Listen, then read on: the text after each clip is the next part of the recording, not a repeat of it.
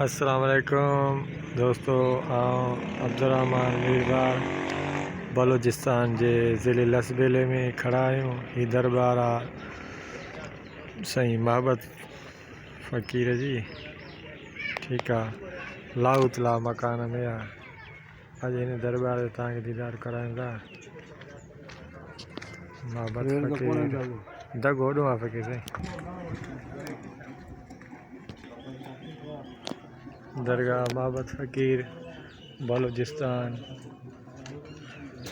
असां पहुची विया आहियूं। पंहिंजे ज़िले घोटकी खां आया हूँ। सुभान अल्लाह, लाहौतला मकान।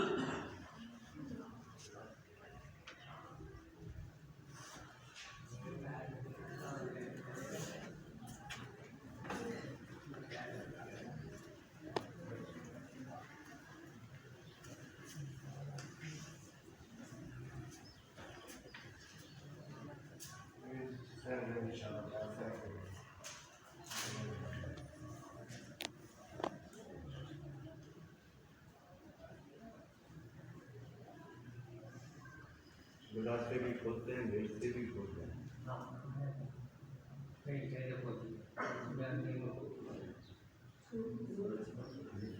रखे